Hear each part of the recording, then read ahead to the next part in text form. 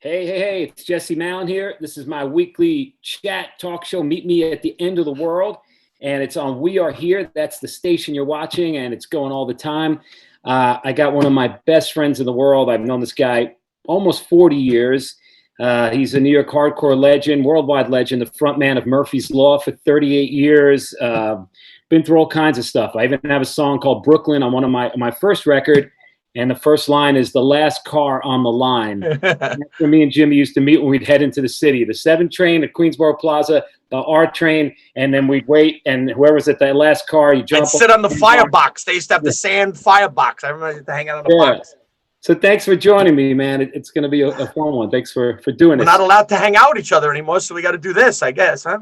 Yeah, and it's 5 o'clock, and I thought we could do the show. Have a little Japanese beer. I'm a little Chianti here. Woo! Cheers. Cheers, everybody. Cheers, everybody out there. Stay healthy, and thanks for tuning in. At the beginning, I know a lot of shit about you, but maybe some folks do, some don't. I guess growing up, you grew up in Queens, and music-wise, doing music all these years, what was like some of the first records you bought? What was some of the early stuff you were into before all this? Before punk rock, when I first started buying records, I remember my mom got me from Sound City. That's how cool my mom is. From Sound City on Steinway in Astoria, got me Singles Going Steady by the Buzzcocks. Wow. And she also bought me Kiss Destroyer, my mom. So she bought a record called the Buzzcocks with a song called Orgasmatic. Orgasmatic, yeah. Well, then I started to buy records. I remember I had Crass, and I had my stereo in my room, and it was like, what was it? Fuck you, Jesus. And my mom was like, what, James? What are you listening to? I was like, it's Crass, Ma. She goes, Dad, it's fucking horrible. I was like, because she didn't like all the cursing about Jesus, I guess, or whatever. But before, so you got your first records were Kiss and Buzzcocks right away. There wasn't like listening to Queen and Meatloaf, Skinner. Oh no, I got a picture of me sitting in my room in Astoria next to my CB radio, and I got the Partridge Family. I used to love the Bay City Rollers and the Partridge Family. Right. So those are the bands. Then the Don't figure, look at me. Yeah. And we met, from what I remember, on St. Mark's Place at a club called the BC Club, 15 St. Mark's Place. And it was the Before Club, they called it. Yeah, or before Coney, actually. It was the same place that would become Coney Island High. And it was a Bad Brains and Mob gig. And I just remember my bass player from Queens, John Farley, who is out there somewhere in North Carolina. He said, yeah, I hooked up with this cool guy from Queens, and we ended up going to Staten Island with these girls, and we had this crazy night, and you're going to love this guy. And the scene then, from what I remember, was, 40 people or something hanging out at shows like this, maybe less some nights. And then we'd start seeing each other around. But it was that early time, I guess, where Stimulators and Bad Brains and groups like False Prophets, it's almost like later punk, early seeds of hardcore. I kind of look at it, that bridge period, and the Stimulators being one of those main bands that brought us together. But how did you find like the Village or downtown? How did you end up in the city being like, a Queens guy? Well, I was going to that neighborhood because my grandmother lived on D and 4th in the projects there. That's where my father grew up. And so I was always going down there anyway. So the transition to be down there was pretty easy because I was going to Katz's every Sunday to go to my grandmother's. We were always, driving through the neighborhood, and she wasn't far from, actually my Uncle Mike used to go to whatever Niagara was. It was like a club or something before that. My Uncle Mike used to go there. And I remember being little up to the bar, up to my neck. Not usually like I usually am up to my neck at the bar, but little guy. And my Uncle Mike taking me to Bazak, which is Bazak, Ocean Bar, 7B, call it what you must. But I remember going there when I was little. So I was going down there for a while. And then once I got into music, the scene, Doug took me down to go to A7 or something. Before I went to A7, I went to 171A. They had Shell Shock Rock. Before Max's, before Stimulators gigs, you went down. It was around the same time. I went to Max's, and then I went to 171A, and I went to a movie night. It was Shell Shock Rock. Yeah. And then the Stimulators played, and Harley jumped over the drum kit and did In the Front Line, and that was it for me. I was fucked. That was it. Never. I was never going to get a regular job after that. Screwed. Didn't your grandfather or somebody have a music store like Avenue C or D, like called Jimmy Pop's? No, my grandfather. I got the picture of my Hang on, my grandfather. Good thing about my boxes, like I was. He had a music store in Brooklyn. I don't know exactly where it was, but funny story. I get fucking. Wow. Hold it closer. Push it up. Yeah. Wow. Jimmy Pops, and in the window, he made that drum kit. He That's made drum kits. He played everything, and unfortunately, he died before his born. Bullshit artist. You can't hear me? Now we can. You can? All right. Yeah, we got you. You're back. How about now? Hey, Nobby. I'm on the video thing with Jesse. Got Nobby Bones here. Say hey, Nobby. Nobby's probably out there in his robe. We're still hungover from. We don't do Cinco de Mayo. We did Cinco de Cuatro, and then we were hungover for Cinco de Mayo. All right, so you're hanging out on Avenue A, going to places like, A7 that your family had been to, and 171A, Bad Brains are coming up, Stimulators, all that kind of stuff. What would be like if you could describe like what it was like down there on Avenue A, in A7 or a night out, what the scene was like and the city was like? It was dead down there. There was nothing. I remember, I remember I went with Jerry, who I went to junior high school with, Jerry Tennessee, and Greek guy, go figure the story. There was nobody there. There was nothing down there. There was no one down there but shady Puerto Rican guys. What was it? I forgot the Hitmen. It was all these gangs, Puerto Rican gangs, and kids getting chased around by Puerto Rican gangs. And I don't know why the fuck we wanted to be around that situation. We couldn't have found a nicer place to hang out, but that's where we wound up. We wound up in 171A, and we'll go up the block to A7. And every now and then those guys would run through the park and attack us. But, now look at it. I remember standing in the street. There wouldn't be a car on the street. No cars on the road. Ray's would be there. And Ray's is still there. And, that was the home front. And the pizzeria next to, what was that pizzeria? John's? I forget what that pizzeria was. Sal's. Those guys are great. But that was it. There was nothing else on that block. Yeah, and we all came down there because, for folks just listening and checking in, those were two clubs that were having punk rock, hardcore in maybe the early stages that weren't advertised in the Village Voice, that weren't, there was no internet. So people just found each other on those corners. And in the basement of 171A, there was this guy, Dave Parsons, a friend of ours, who had a shop, Rat Cage. And you literally was like a crazy basement, and him and his wife lived in there. And he probably turned us on to, what was going on that night and lots of records. You have good memories? She became a born-again Christian. Who? His wife? Yeah. And he became like a renowned Charlie Chaplin impersonator, like famous in Switzerland. Yeah. I guess that's kind of easy to do it. The guy that drew the Bad Brains lightning bolt, which has been used on so many things, the cover of the Roar cassette, hitting the Capitol building. David designed that.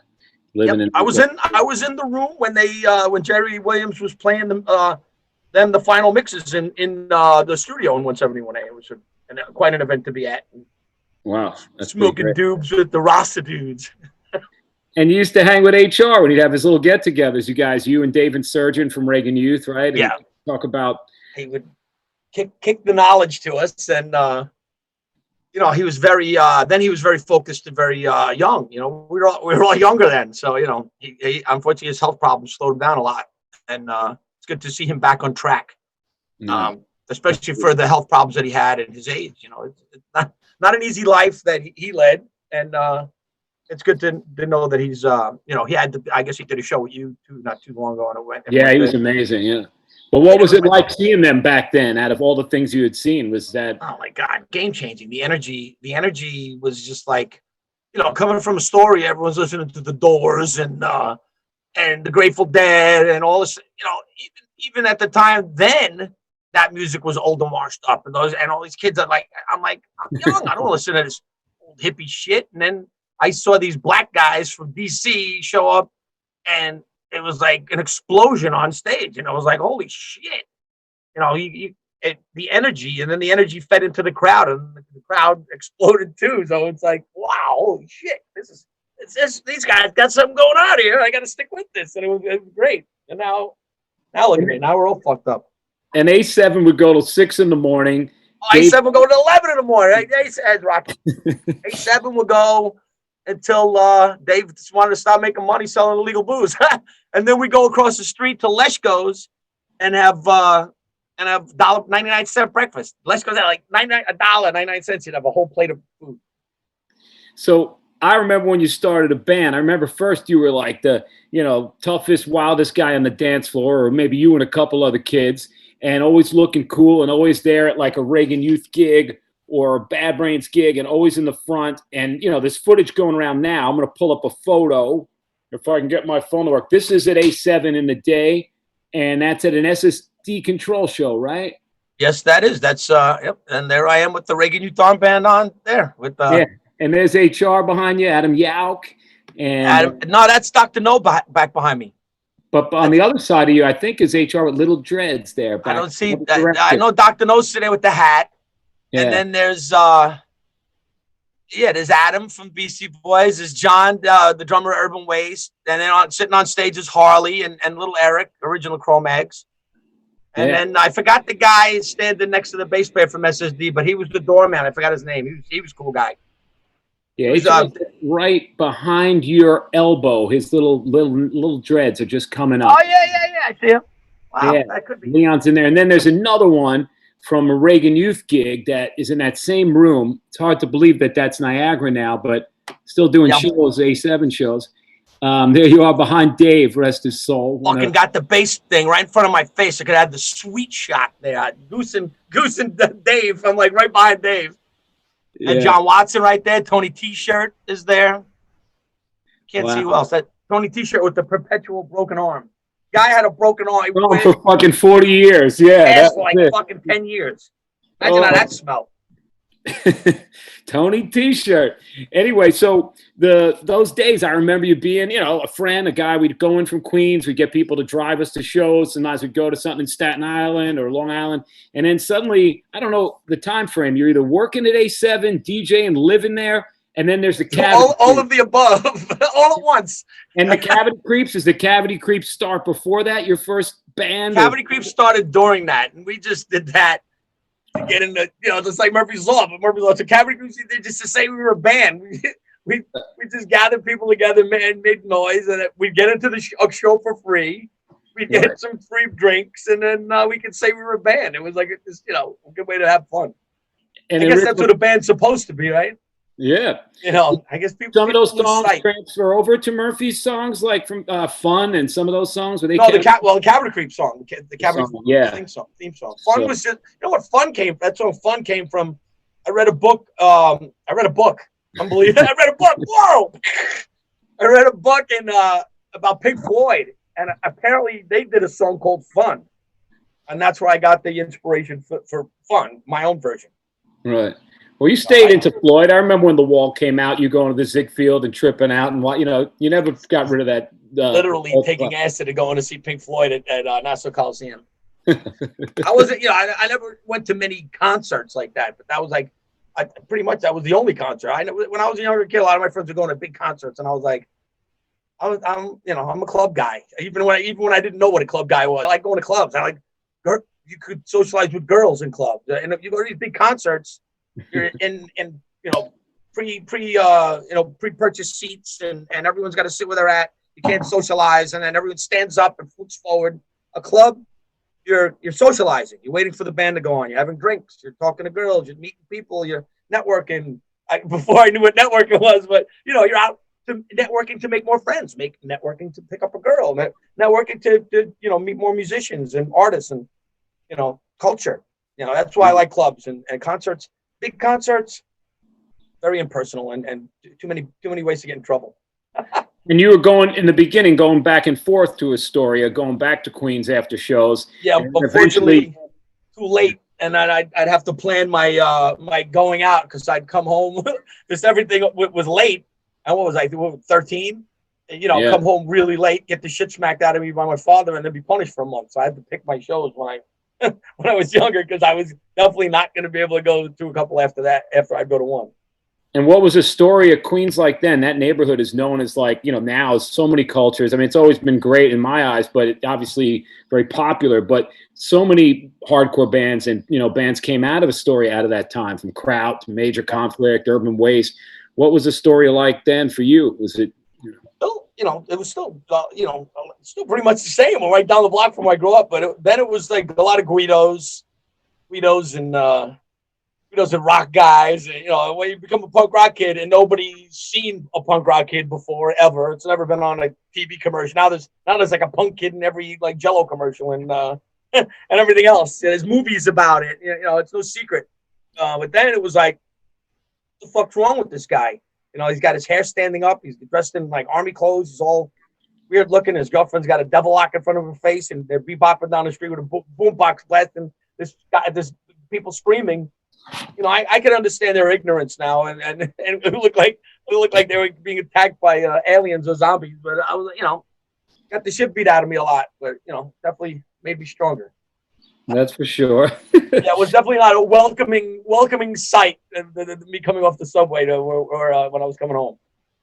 Yeah, so my memory is you DJing at A7 and the bar opposite to where it is now as Niagara, but the room in the back, DJ. The little kitchen. There was a little kitchenette. Yeah. Remember the little kitchen there? Top of the stairs. I mean, it might have been like closed out. I don't know. Mickey the dog. There was out on the column at the top of the stairs. There was They've had a Mickey Mouse watch clock, like a big Mickey Mouse watch clock. I remember that. I got a picture of it somewhere. And he'd have like Coke in like a little Noxema can or something, and you'd go in that sound room. I never had. It was a long time before and very few occasions did I ever see Coke with Dave. I didn't do it then, and back then he didn't really put it in front of us. I might have seen it once or twice with him. I never really. I guess he knew we were young. Right. Well, Dave was a guy who ran the place, and he had all the equipment on the stage, and he had a little sound booth where the stairs downstairs now are, and in that sound booth was where the stairway is, and you could store your guitars. And I remember coming in from Queens, we'd be rehearsing in Flushing, and say, you want to play A7 tonight and make a couple bucks, and we could actually take the train in with the guitars. They had all the amps there, and then you weren't booked ahead of time. You'd put your name up on the door, and 5 in the morning, and I think I made that one. And he'd bust out, some cash and hand you money. It wasn't like CB's at the time, which you'd get like $30 and then kick the dumpster outside. He was really cool. When I interviewed Jerry Williams for the Bad Brains movie, he said like the scene wouldn't have happened without the 3 Daves. And for a second, I was like waiting to think, who? All right. And he said Dave Parsons, Dave Gibson, and Dave Insurgent. He felt that they were a big part of it. Obviously, there's a lot more people. And leave it to Jerry Williams to be the humble man. Without him, there'd be none of it would have taken place. There would be nothing. Of course, and there's Harley and whatever. But and he said Dave Hahn. Maybe Dave Hahn. Yeah, Dave Hahn. Yeah. Maybe that was it. Maybe I'm screwing that up. But Dave Gibson, I wonder if he's where he is, if he's alive or whatever. But he was always really sweet to us. And this is a club that had this full back line, whether it was shitty or not. Bands could play from all over the world, all over the country, come in there, play that night, play uptown at the Peppermint Lounge, and then come down and do a gig at A7. Make a couple extra bucks. Pick up some shit, I guess. Yeah. Hello, everybody. Ooh. So you're in the heart of all this, and this is all going down in New York, and everyone's hanging out on that corner, and we're finding each other. People, I always say people came, and you had to use the Schwartz, like you didn't have the smartphone or whatever. Like you didn't even have the Village Voice. Maybe you made it to St. Mark's. You saw some flyers that led you to Avenue A, and you came to this place, or somebody told you about it, and then you had, Kraut from Queens playing with the Clash up at Bonds, and then playing A7, and Reagan Youth's from Forest Hills, and somebody's from Staten Island, and we all get there, and there's this scene, and most of the people, from what I remember, hung out outside because we couldn't afford to drink, if we even drank, and we drank from the deli, and we just sat on that corner, and then suddenly this thing is growing like around the country, and again, we're not connected by any other. Even the telephone you couldn't make a long distance call, but suddenly there's this crazy scene in California that we've read about maybe in zines. There's DC, then there's Boston, and they started showing up to A7. Their band started playing at A7. I remember there's a D-Control playing there, and I don't know if you remember. You should do another piece of that up there. It said "Out of town's know where you are." I just remember I've never been like a tough guy, but friends like you and Contra and Harley and John Joseph and these guys came from Boston and we liked the music, but they brought all these guys with them that were like these jocks, huge, scary guys with ski masks on that, and they were huge and they were really scary. And then I just remember my new. They got into it. They tried to act all like we're from here and you're from there, and they were in New York. And I don't know if you were exactly involved, but I just remember New York just went off on them, and they went back. I was involved. It was the room was about as big as my bedroom. Yeah, you had no choice but to be involved. But it went out into the street, and I just remember like. New York, for whatever it was, like, all right, you're going to come down here with these big guys, and everybody still ended up being friends, and I think there was a connection. And I remember going down to D.C. with you to the Wilson Center and seeing Minor Threat with Anthony Ferrante and Yana, and we'd go down there with Booby had a car. When I put my ass through Booby's dad's windshield? I don't know if I was at that moment. We were coming back from D.C. I fucking went to Moon Booby and I fell and I put my butt through his dad's car's windshield. It was like worst thing ever. Boy. So this whole thing is going on and everything's expanding and you got this band. And then suddenly, I think I remember being at Giorgio Gomelski, this old Russian guy's loft, and we decided with the False Prophets and some other folks to put on an alternative show to the big New Year's Eve $1 ticket with DOA and Channel 3 at Irving. We're going to do a $5 show at Giorgio's. And we went in there, and I think Misguided played, Heart Attack, MDC, Reagan Youth. And we had all our backline. And then suddenly, really late after I finished my set, I just remember you going like, hey, can we get up there and play? And my drummer, Javier, had this blue Ludwig kit. And I think Harley got up and you got up. And suddenly there was like a band. I don't know if it was Uncle Al maybe was playing guitar. Uncle Al, Harley.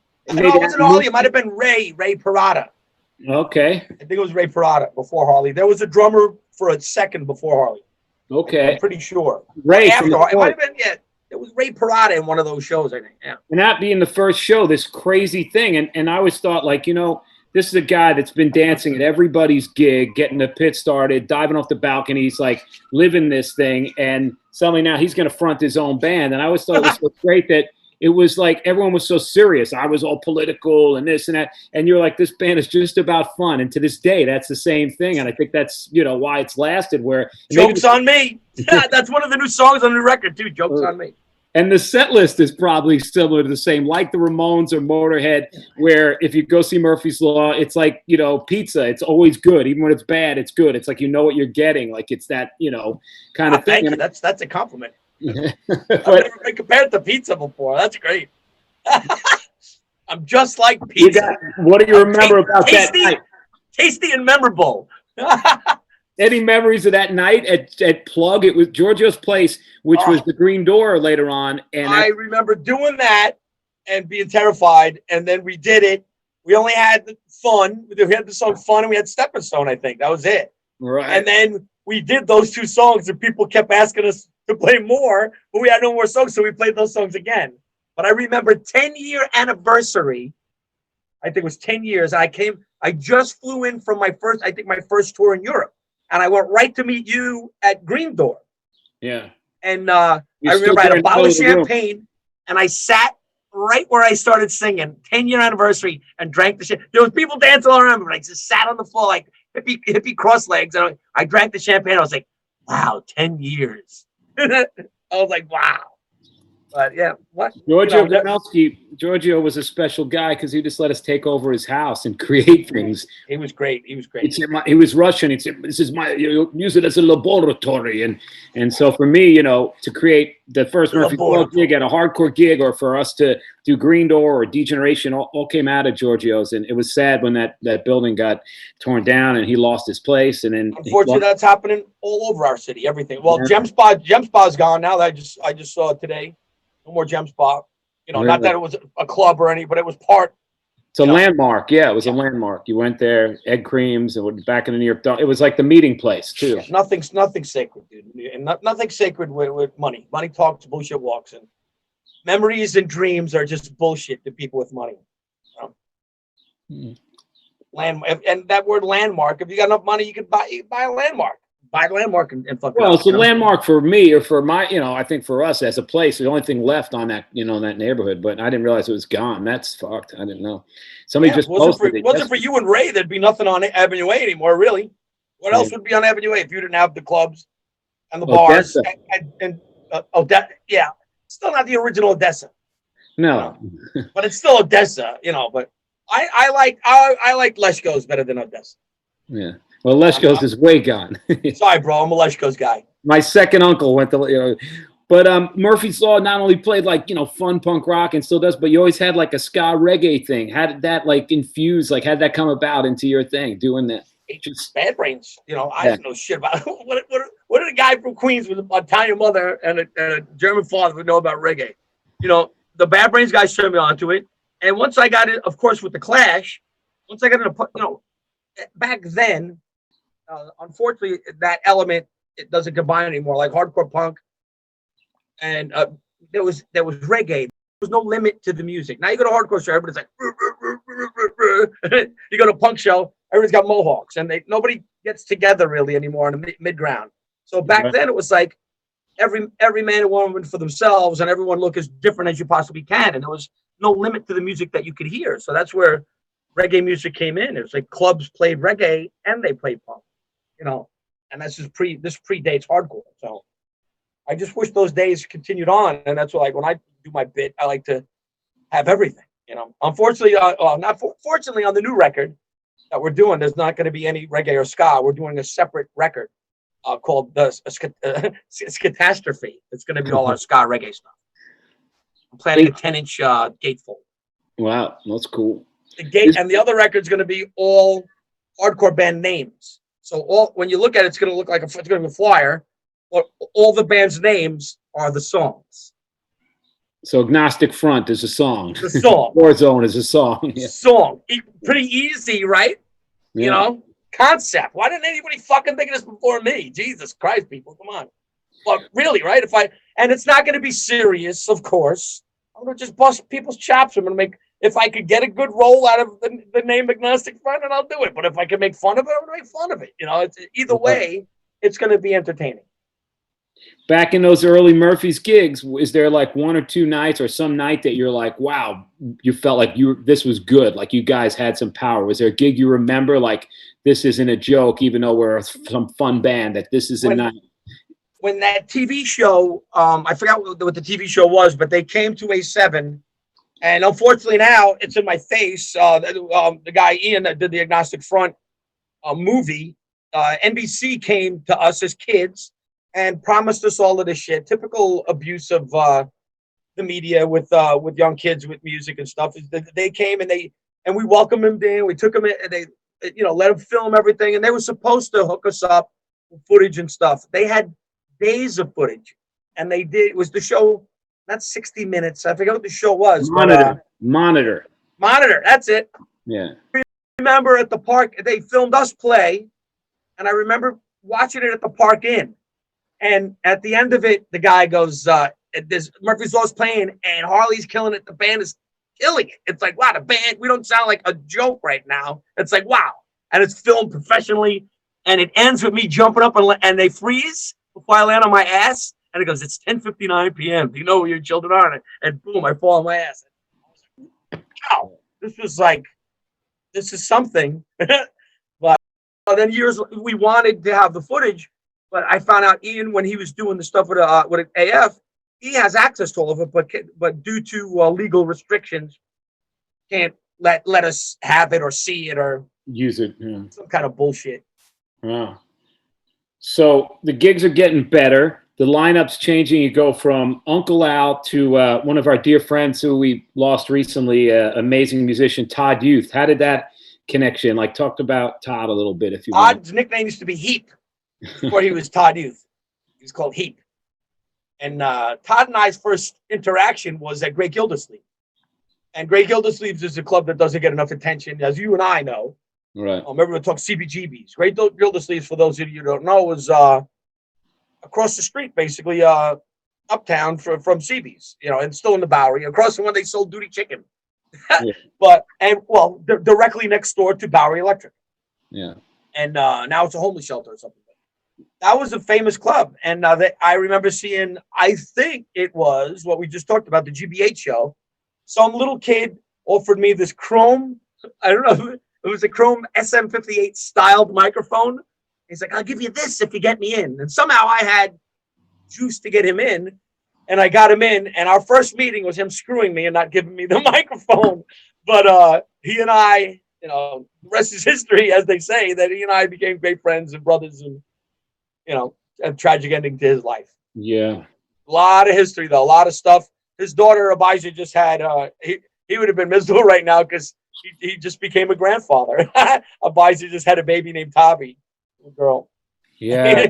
and the girl looks like him. Like I saw the picture. Yeah. His daughters, he has 4 daughters, but the two main daughters, but the ones I know the best, Eliana and Abijah, they have, you can tell they're Todd's kid. So you're making the first record for Profile, Rock Hotel. It's Chris Williamson, who's doing the Rock Hotel shows, signs the band, or does someone else sign you to Profile? Initially, the offer was put up by Rick Rubin and Def Jam, and okay. And it was taking too long.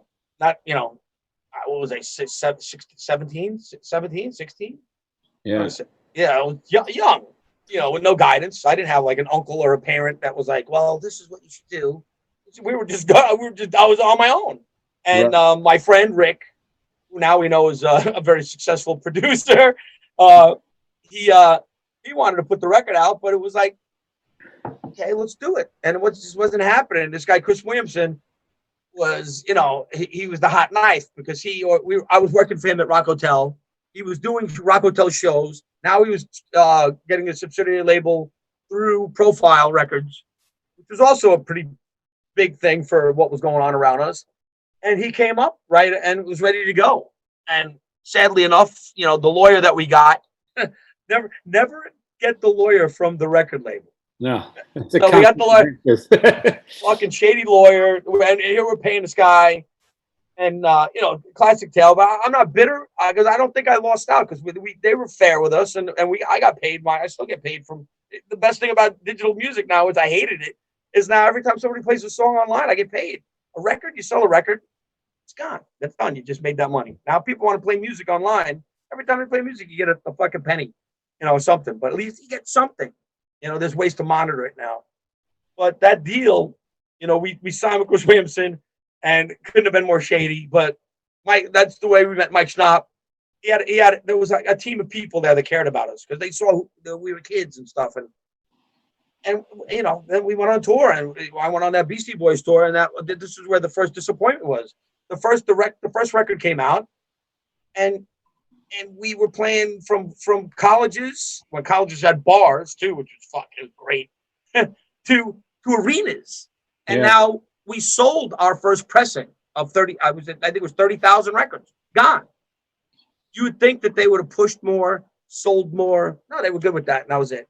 When we were out on that tour, there was no posters or any. So we were out on this giant tour, and there was nothing from the record label. There was nothing that showed that we existed anywhere, any record store, anything. They did nothing.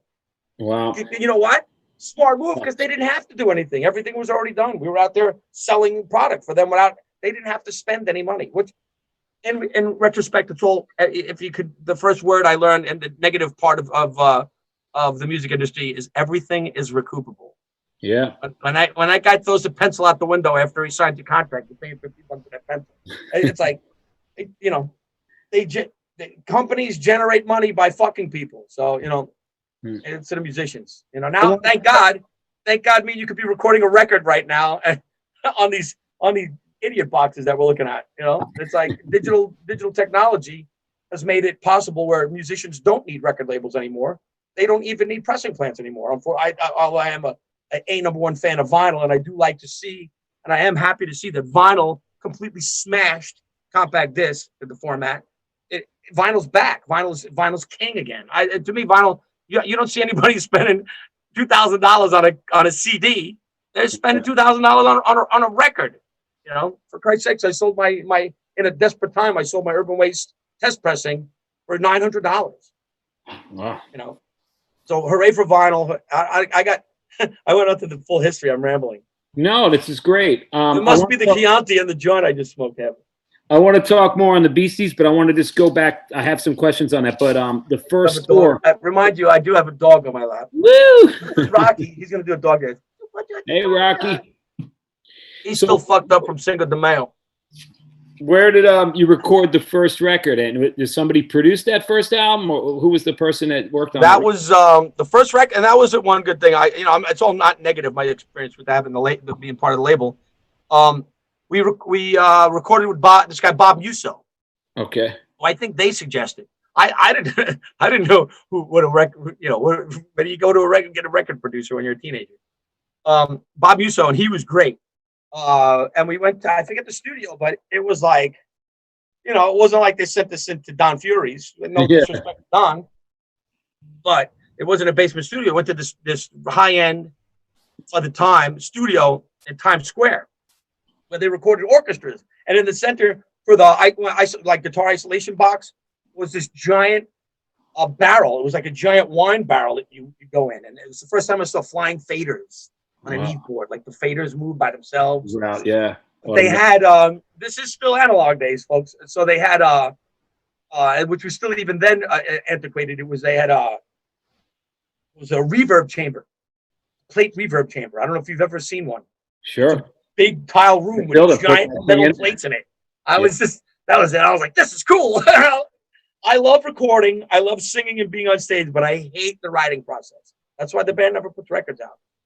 You're like Billy Joel. You don't have a new record. Billy Joel hasn't put a new record out since like 1990 or something. He still sells out. The guy sells out the Garden every day. So what the fuck does he got? Why would? It's like doing homework. It's a pain in the ass. If you can play, go to the Garden, play the song. Yeah, but the song on the piano, man. All drunk and swollen nose. I just saw a thing with him. I watched Jay Leno's Garage. Jay Leno's great, and he had Billy Joel on. Billy Joel, like Vinny Sting would say, that guy's shot. You see this, like the fucking alcoholic nose, and he's all swollen, as we sit here and drink. Complain about working on our W.C. Fields Gin Blossom. The Gin Blossom nose. Yeah. Carl Malden. He had the most famous Gin Blossom nose. American Express commercial. When they put ugly people on TV. But so the scene is growing now. And, you got the first record, and I used to go see you guys. I think my band had broken up, and I was just checking out things. I'd come to the Ritz, the Rock Hotel shows, and it seemed like the scene in New York had taken another jump. And Rock Hotel, mind you, not to interrupt, Rock Hotel started at Jane Street, the Jane Street Hotel. Yeah. And then it moved to the Ritz. To the Ritz, yeah. Even further. So we're going A7. I get the virus. A7. Jane Street, the Ritz, which was like our enemy fort. I know, now I'm working there. And anybody that's been there knows it has high balconies. And if you've been there, it still hopefully will be open soon as Webster Hall, which was called Webster Hall before the Ritz. And then in 1980 opens as the Ritz. And you guys are playing there, I'd say like mid to late 80s, 86 or something. Maybe you would know better. And I just remember you diving off that balcony, which is so, when I go there now and I look down, I'm like, yeah, my friend just did that like it was nothing. I think numerous times in front of my mother. I did it once. Yeah. And you guys find like you have this band that's just like insane. The drummer is like, maybe it's Doug, I don't know, or there's a picture of Doug Beans at the Ritz jumping on, and now they had the drummer's side fill was gigantic, super pro rock audio system they had there. Doug Beans jumping full, like, spread out onto the drum kit with his sticks in his hands, diving into the drum kit. There's great photos of all you guys just jumping in the air, and you open for Iggy Pop on Halloween at the Beacon, and crazy things. We got kicked out. We didn't get paid. We played the Beacon on Halloween, and Steve Pass and Todd were throwing beer cans at this limo from the dressing room. These old theaters, they had the staircases going up the side, and the dressing rooms would be up on the side. So we're up in the little side dressing room, and they're throwing beer cans in the limo. It's fucking Iggy's limo or Iggy's car or something. That was it. We're out. Good career move. Yeah, just like calling myself Gestapo. Yeah. But now it's Jimmy G. Where did the good stuff? Well, my best friend's Jewish. Hey. Hey, I don't call myself that anymore. People, my name's James Drescher. JG, I call you JG. But so at this time, suddenly the Beastie Boys are going from, you know, being a hardcore band on our scene to now they're hanging with Rick Rubin. They're spending some time at, you know, the dormitory at Weinstein. They're spending time at the Roxy. They're spending time with Russell Simmons. There's a lot going on. They're going into a different phase. And this movie, which I actually really liked, is out now on Apple TV. I recommend it. The Beastie Boys documentary. It was done at the King's Theater in Brooklyn. And there's a lot of early stuff that we're talking about. Rat Cage and A7 and a lot of Adam Yauch, who passed away, and the early story and the Bad Brains. And so I watched it the other night, and I always think that, you know, these guys, they're blowing up on MTV. They make the Fight for Your Right video. You're in the video. You go fucking nuts. You get on the tour, and you're my first friend, and you know how many musicians we know now to come that ever got a tour bus that I grew up with. Come down Avenue A with a tour bus. Be like, I'm going on tour. Come on the bus. I got movies. I got beer. I made sure of it. I was like, this is it. This was like me taking this fucking fancy, the most fancy vehicle you could get as a musician, unless you get to Elvis level at that time and get a plane, and drive the tour bus. Here I am, the kid that slept in the park, taking my tour bus down Avenue A where I hung out. It was like, talk about, what was I, 17? You pulled up right in front of like Lucy's or whatever, Park Inn, and you're like, Jesse, come on the bus. And I couldn't believe it. I was so proud of you. And I was happy that the Beastie Boys were cool enough that they like took out like a band like you guys and said, open up. And you were like, Jesse, I only have to play for like 25 minutes. I don't have to leave 15 minutes, $500 a day, all expenses paid. They were the best. I'm forever indebted to them for doing that. And it's like, it's history. It's what a gesture of friendship and what a gesture of respect that they did that for me. And I'll never forget it. Now that I'm 54, you know, I think back on it. God, what a dick I was. I should have been fucking cleaning their sneakers before they went on. But, yeah, you know, we were all dicks then. We were raging on that tour, dude. What about the video? Tell us something about making that video for Fight for Your Right to Party. We were out all night. You know, I was doing a lot of stuff with Rick. I messed around with his band Hose. He had a band called Hose. The Pricks. That was before Hose. Yeah. They played Max's. Yeah. There's a flyer somewhere there, but that I lost track. So what happened to video about Fight for Your Right? I was like Rick calling us. Rick called us. Was it George Seminara? I forget who George Seminara might have directed it. I'm not sure. Yeah, I think George Seminara directed it. And we were being, you know, I didn't sign with Def Jam, but I was managed by Def Management at the time. So Rick Rubin and Leor Cohen, my managers, and Russell Simmons, and we I remember them calling and just saying, bring a bunch of your friends to this thing, because Rick would always call me back in the day, and Russell too. And they, like, when they had, like, I forget who would play it. Whenever there was hip hop stuff, like when the birth of hip hop, they would always invite me and our friends, our scene, to go to the show. So, hey, we'll put you on the list. We'll get you a drink, ticket there. So of course we're going there. We're going to all these rap. It's a rap concert or a rap event. Right. But we were going to those, and then they called me to go into the video, and we were out all night from A7 from the night before. So we literally went from A7. I remember we had bottles of Tango. It was like pre-mixed vodka and orange juice. It was like Tang and Tang and shitty vodka with like an orange, like a terrible cartoon orange on it. It was so good though. We were bombed and went and did the video. It was like a full day shoot.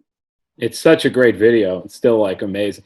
All their videos are great, man. They definitely knew what they got that down with doing videos, and they had the right people around them doing it. So. And what were the audience like for you guys on the Beasties tour? Were they getting you guys? Were they understand? Were they getting into it? Some places way got us, and there was people holding up like Murphy's Law, like what is it, construction paper signs and stuff, like, hey, Murphy's Law, you know, that shit. And then other places, I forget where we were. I remember I was sick, like sick, and like food poisoning sick, and you can't shit on the tour bus. So I was like miserable, sitting on a curb as I'm dying. And I made somebody get me a hotel room, which we never stayed in hotels. We lived on the bus. And that's before I learned about bagging it on a bus. And bagging it, for you folks that have houses with toilet bowls at work or go to hotels, bagging is you put a bag in the bowl and you shit in the bag and carry it out, the walk of shame.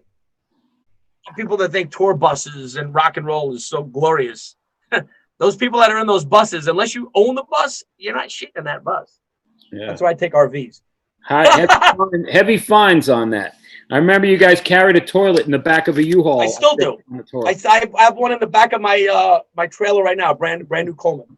So you gotta go. Would you rather go into the club bathroom that doesn't have a seat on it and 42 guys just pissed all over the porcelain rim and some kid threw up over it? Or would you rather go into the back of the trailer, sit on your own Coleman toilet, put a little light on, close the door, and go? Or would you rather run through the street looking for someone that lets you use the bathroom? Yeah, I hear you there. I like my own toilet. I got to start bringing a bowl. Jesse and I have had bathroom stories. Remember I gave you the tour pack?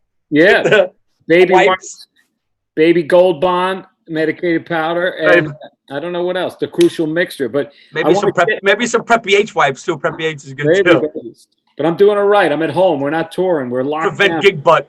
We can still, folks. While you're in quarantine, you can still get gig butt from sitting around. So please take care of your butts. Gig butt, baby. Gig butt. Oh, that should be a Murphy's Law song. I think. Why didn't I ever do gig butt? Well, you're always great at making up songs on the spot and like make it, like go into all that. But you do the Beasties tour, and I think you told me, I didn't go to this gig, but or maybe I saw it in the Village Voice. Was it Public Enemy, Murphy's Law, and Maxwell's? That was a couple of the shows that the people didn't like us because the people from somewhere else didn't like us. We played a couple of shows that were just all black people, and they were like, boo! All like, they're gonna fucking kill us.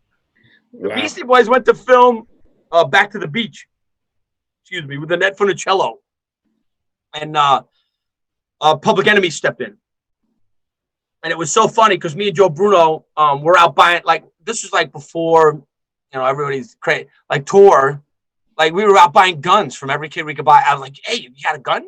We were buying, like, I had a nickel-plated 38. So me and Joe Bruno were carrying guns on tour and stuff. It was like we had these shiny guns with like pearl handles, and here comes Public Enemy. The two guys stand outside the dressing room with plastic Uzis. And we were like, those ain't guns. These are guns, dude. It was like, they were silly. It was kind of silly at that time for us. Because I thought hip hop was like, it was like scary. But now here you got this little dude running around with a big clock on his neck. You got these two dudes acting all serious with fake guns. And we were like, we're from fucking Astoria, dude. We watch down the block from where I'm living right now. I'm looking at Ravenswood Projects right now.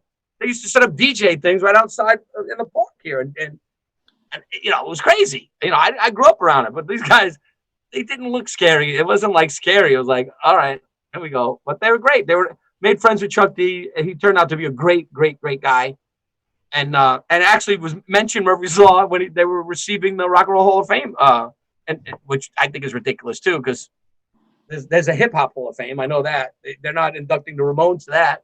Yeah. They were getting inducted to the Rock and Roll Hall of Fame. Yeah. I keep looking over here because my camera is over there for some reason. But anyway, I'm getting tuned up on this. No, this is fucking good. What was I going to say? So the Public Enemy. Nabe! Wait.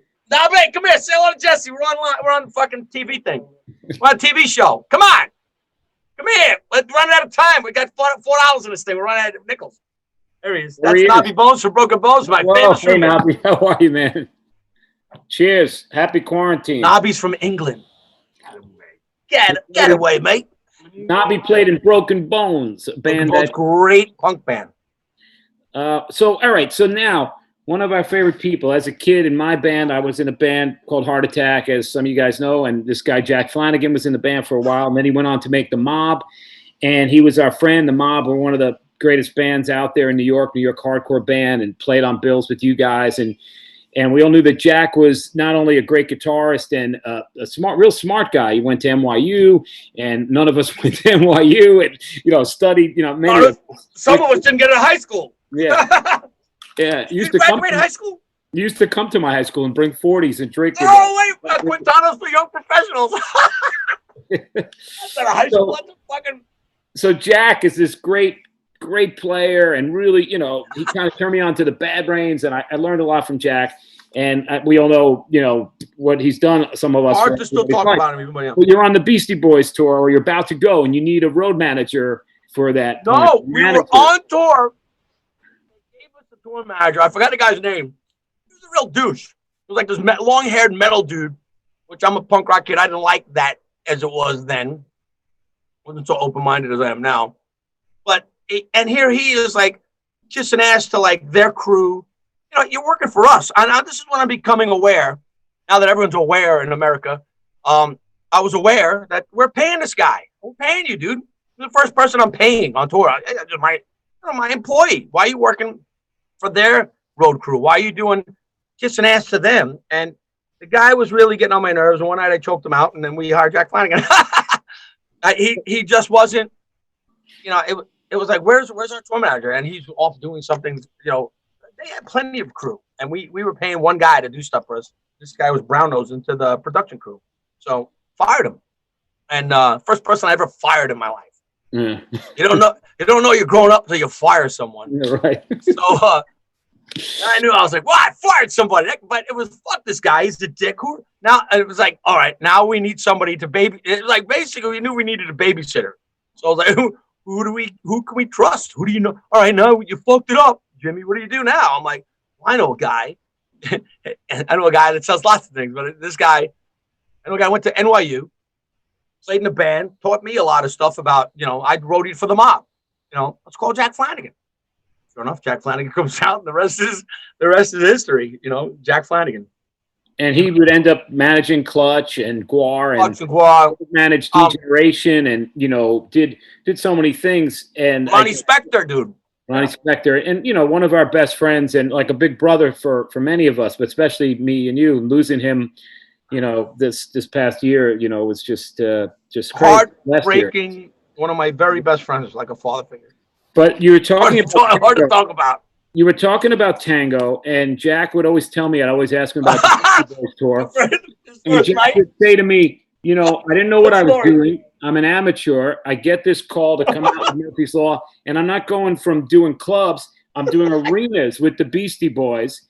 And I walk right in, and I got my briefcase, my attaché, road manager with the stickers, and it tells me this Tango story, which if he was here, I'd make him tell it. But do you want to try to attempt the Tango story? Because you mentioned it before. Easy story, dude. All That's right. Legendary. Nobby, I'm on fucking TV and whistling.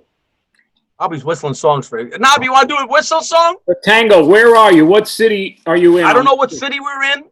Somewhere in Pennsylvania, maybe? Well, we'd already become spoiled because we were like, well, this is our rider, and this is the stuff that we want. We were getting like Bartles and James and wine coolers and shit. So we were drinking this stuff called Tango, and as I told before, but that was on our rider. We'd get a case of Tango and walk around full like fifths of Tango, like ballers. We're drinking like bum screwdrivers, and the first Jack's first night we're with the Beastie Boys, and we would go through it with those guys. They were smart. They would come to our dressing room and smash shit up and go crazy and wreck the dressing room, and we'd get in trouble. So we were the fall guys, but Jack was the fall guy this night. So Jack's busting this promoter's balls, and this isn't like a place that was being very quite nice to us. And Jack was busting this promoter's balls. We gotta get this Tango. The guy comes like screwdriver makes, and the guy's like, no. Jack's like, no, Tango. And the guy, it just didn't work. He did the Tango. Jack was busting his balls. So now we're trashing the dressing room with the Beastie Boys in the room. And we're convincing Jack, here, Jack, take the bottle, break the bottle. Jack, come on. And we're like, Jack. And we're throwing shit into this, like, sports arena, so into this big stall. And we smash everything, we clean it up and get on with the day. But Jack goes to throw the bottle. And as soon as he throws the bottle, the guy that he's been busting balls with is standing right there and like screams on him and flipped out. I was like, oh my God, poor Jack. Wow. It worked out. Yeah. Well, look at me. I'm talking fancy shit. And I'm eating like German chocolate and drinking Chianti, getting bombs, smoking fancy pot. So you've been doing it right in this lockdown, right? What have you been up to? Right. I've been practicing trombone. I got a trombone. I've been practicing trombone.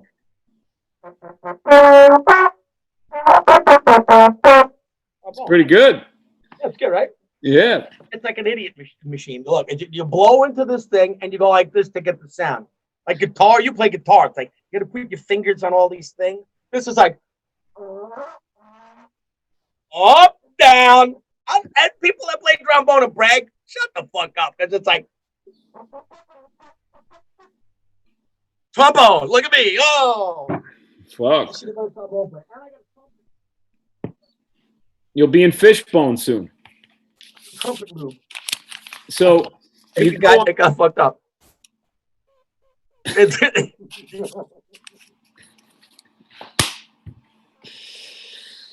Yeah, I'm not playing taps at your fucking funeral. Sorry.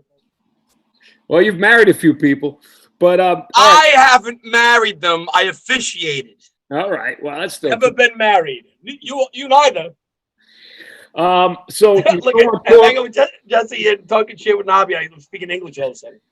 Another story I always think about is you guys were on tour with the Ramones, and you'd done some shows with the Chili Peppers, and the Ramones tour, because Joey's not well, gets postponed, and you guys end up in LA for 3 weeks or something like that, a month. A month.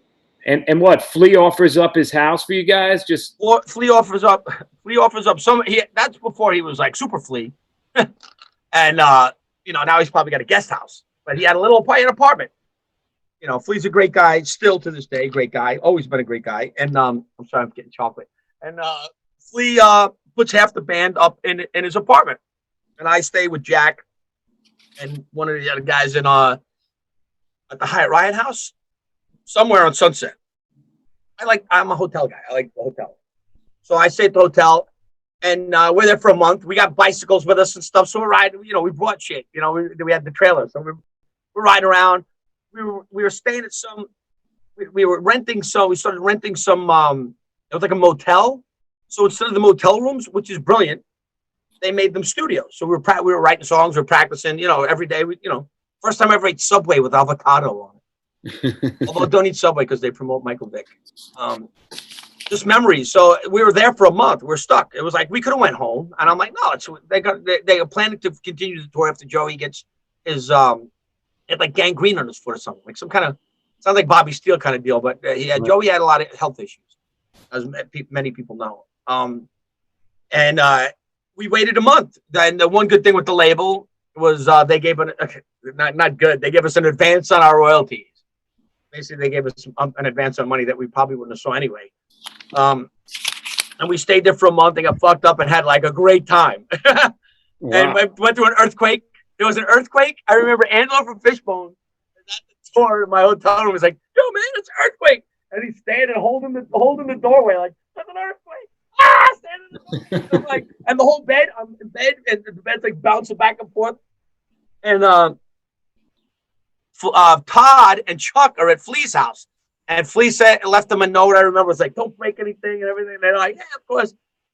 I guess Flea had, which you would figure, he had like this African lady with a bongo statue, and I guess the bongo fell out of the lady's arms and rolled and broke something, and they were like, "Ah!" But wow, we wait a month, and then the first show back is Petaluma, California, arm wrestling capital of America.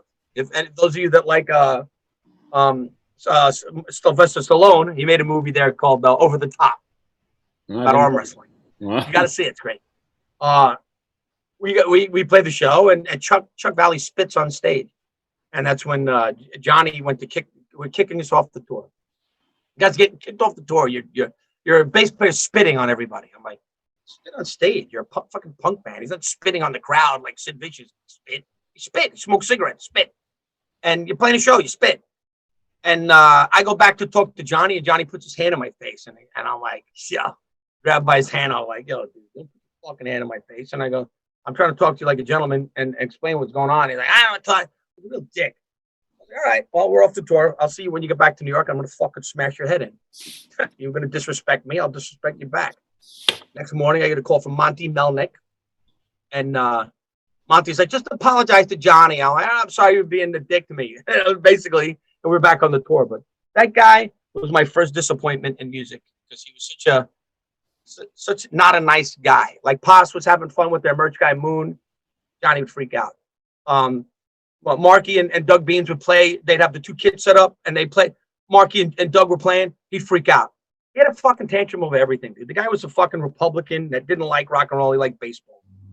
Talk shit about the dead. I'm sorry, but Yeah, he was good to us with DJ. We went on the road, and when the Ramones played Coney, he gave us a break on the deal. And I know they had different beliefs, but like I learned a lot being on the road with him. How he just ran that ship so tight and kept everybody alive. Like the tours. He's a businessman, not a punk rocker, dude. He's a businessman, Republican. Yeah. Sorry. So how long did that tour go on for? A month. Wow. And would that next record be the record you made in LA with the duet? That was Back with a Bong, I think, the next record. The next record would be that advance on that. And you kept LA in your head because you made the Best of Times. Was that made the whole record in LA or just Best of Times? Unfortunately, that's what we got when we started learning the ins and outs of the music industry. We got a sweet record deal. I think it was Relativity, I think. And we got a really nice record deal. So instead of spending a little bit of money in New York City, which has great studios, and recording the record here, under my, I know Todd and Chuck were way into funk at the time. After meeting Fishbone and all that, so which is, we're white guys. There's plenty of black guys trying to play funk that are struggling. So what is a bunch of punk rock white guys gonna do trying to play funk? All right. So sure enough, it's like we had all this money, blew the money flying to fucking LA, getting a hotel. We stayed at where's Swingers? Swingers is that hotel. Beverly Laurel, but I was friends with the Coyne family. The Beverly Laurel used to be a motel. When we stayed there, the Beverly Laurel was a straight up motel owned by the Coyne family. Before it became a hipster like boutique place. And we stayed there. And we recorded at a really fancy studio. We rented they had like this modestly priced car for us. And I was like, I want the upgrade. I want the Lincoln. We rented a Lincoln, and it just raged. We had the chick that sang in Annie delivering ounces of pot to us. And Doug Beans Todd Youth rented a sitar. And we were renting, I need a microphone. They were renting equipment. Like, Doug Beans rented a whole. It was like a whole rhythm box. It was like this giant road case that had like every doohickey to make noise with. It was like, we were writing. The worst thing for musicians to do on a budget is to write in the studio, and that's what we were doing. And the miracle is we got a record out of it. Not my favorite record. It's the only one I don't own, but there's a duet, Ebony and Ivory, on there. Right? That was another mistake. I wanted to do Ebony and Ivory with Angelo, the famous Stevie Wonder, Michael Jackson. Michael Jackson. No, that would be Ebony and Freak. Yeah, Ebony and a pedophile. No, that was that was those two guys. Oh, Paul McCartney. That's it. Yeah. And me and Ansel wanted to do it serious, so they took us across the street to the Olive or something. It was John Seidel owned this place. So we went to this bar and they got me and Angelo drunk, and then we did Ebony and Ivory, which turned out to be. Well, I got to get that record someday. That's I'll the give you mine. that John Holmstrom did the cover, the Ramones artist, right? That was one thing I got in. I was like, I want John Holmstrom to do the cover. We have all this money. Let me have John Holmstrom do the cover. It's so funny. You have like all this money, and instead of thinking like, let's budget half the money for the record, art, and everything, and then the other half can go to us and our bills. Like not thinking that we should pay ourselves out of this too. No, he just blew it all, and they're like, I don't got any money. But we had a good time. Well, recently I saw you guys play. It feels like recently. It's probably a couple years ago already at an arena in Newark, New Jersey, with the Misfits, like something size of Madison Square Garden, Prudential. Oh, that little thing. Yeah, and you guys are amazing. And it was like just like a night where you just made that place feel like you do in like some little club like the Continental, or made it really intimate. And how did that gig come about with the Misfits getting back together and you guys getting the homecoming show and everything? Tim Bora, a good friend of mine, and Jax, and a lot of our friends, hardcore guy. We're growing up. Some of our friends got smart, got good jobs. Tim Bora is an agent, is the agent for those guys. A lot of my DMS brothers do security for Glenn. Glenn requested Murphy's Law. That's great. I thought because I had toured with the Misfits before when Michael Graves was the singer. Yeah. Different era of the Misfits. Michael Graves, Chud, Doyle, and Jerry. We toured during that era, which was a good era because I think Michael Graves did a good job and carried on his own personality. Like Glenn doesn't dress up but like Michael Graves would dress like the Scarecrow and come out. It was really good. And he has a great voice. That fell apart on that tour, and then they brought in Zoli from Ignite to sing. Which it was great to see it. And that's when Goat stepped in. The whole band of the Misfits quit while Murphy's Law was on tour. There was no Murphy's Law problem for once in my life, and the Misfits fell apart. And my drummer joined that band, and he became Chupacabra. They had to put silly makeup on him and all. Embarrassing. And I'm also embarrassed for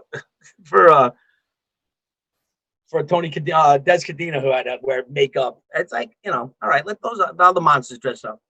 Anyway, Glenn asked for us to play that. Yeah, that was an amazing night. It was so cool that he did it. I had no intent to play on stage, though, and I didn't. So I got out, was like, hello, and then I went in the crowd for the rest of the show. Yeah, that was really special. And, it seems like for me, knowing you all these years, different members come and go. Murphy's Law it's like Motorhead, like was Lemmy, or Social Distortion being Mike Ness, like I said earlier. Like, you've had different lineups, and each lineup is unique. Different records have a sound from that lineup. And you go out and you play so many, mostly songs that you've been doing for years.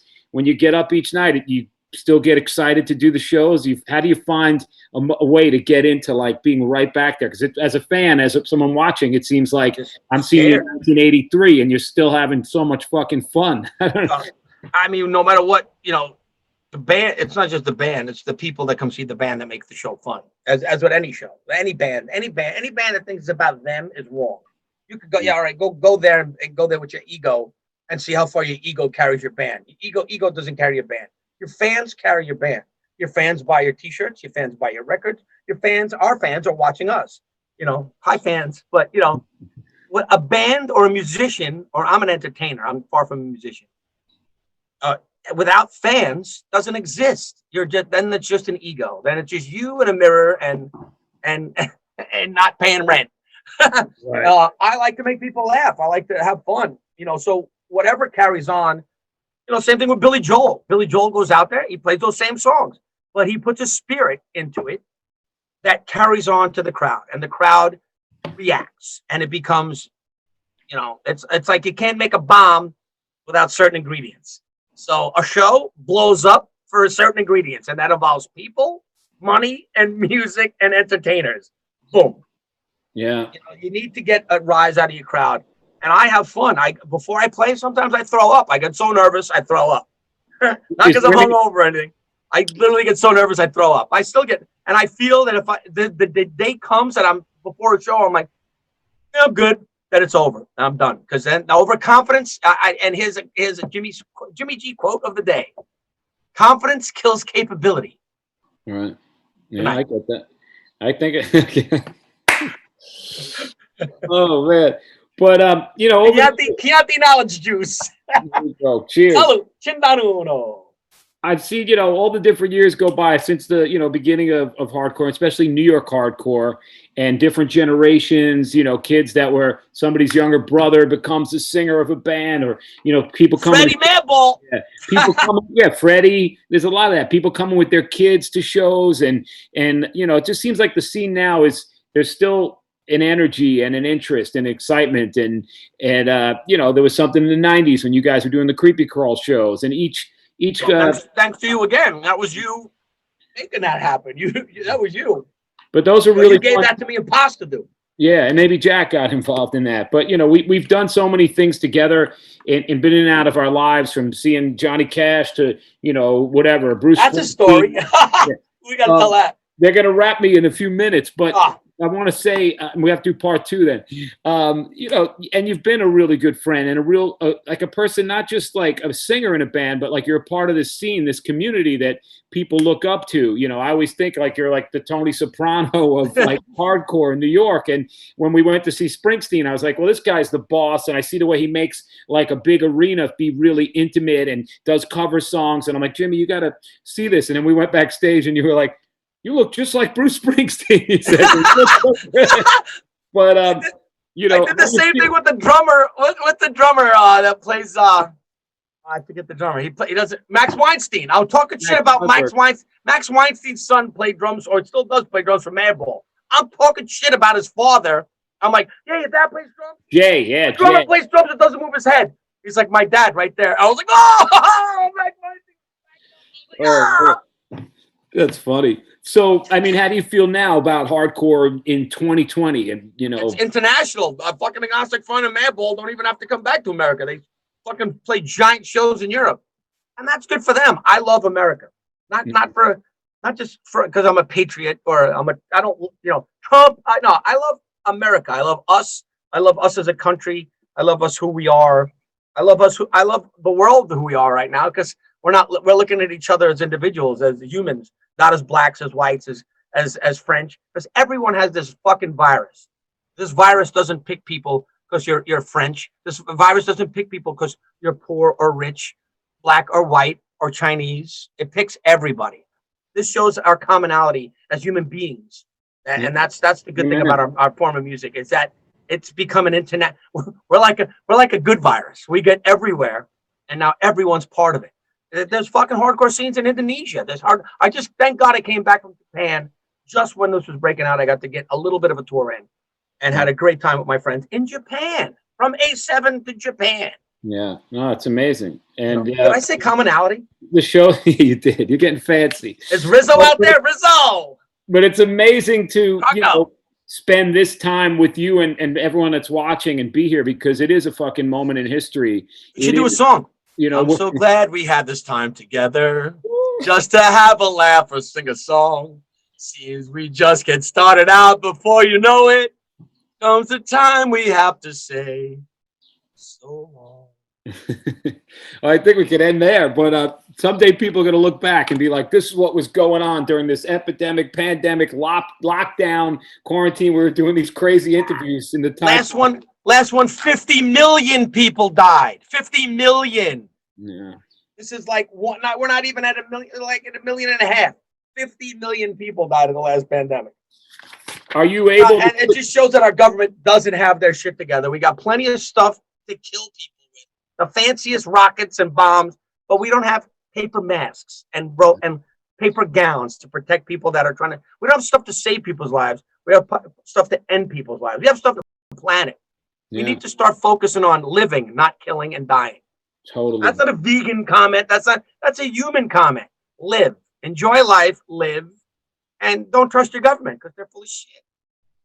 Can you sit back where you are and take in sometimes like everything you've done and appreciate like the work and the years? You're able to like go, you know what? I'm proud of this. I feel good, or does it still feel like you're unfortunately like right now? I've had a lot of time to reflect on all of it, and now it just I'm lost right now because I'm a Leo. I'm an asshole. I need to go out. I need to do stuff. I need to socialize. I like to be with my friends. I like to be in a bar. I build bars. I play in bars. I travel to bars. I drink in bars. I like to be around my friends. I like to be I'm a social person. I like to talk shit. I can't hug you right now. Yeah. Well, soon we're going to get a sneaky drink somewhere in a virtual one. I think I know a place. Yeah. Well, thanks so much for doing this, Jimmy. And really, I think we got a part 2 to come to because I had more stuff to talk about. But we went over 15 minutes. Woo! Thanks to the crew. Thanks to the crew. Thanks to Steve and everybody, and they contacted me and made sure I could. And I want to tell people they can get, Murphy's Law merch, which right now the artists can't tour. As we said, records never did much in a long time. They've been taken out of the mix. So live music, and now it's merch. So deadcity.com is that? Deadcitymerch.com. Or just an indiscreet envelope with $20 in it to 2305 33rd Road, Astoria, New York, 11106. Tell your mom she put money in the envelope. Who did that? That was Soupy Sales. He got thrown off the network. He got thrown off the air. But we're out. Jimmy, I love you. We're going to go out, but I'll be here next week. Meet me at the end of the world again with an interview. Jimmy G from Murphy's Law. Thank you guys for tuning in. We are here. And happy birthday, my friend Adam Yellen, wherever you are. Adam, happy birthday. Yeah. All right, you guys. Bye-bye. Woo!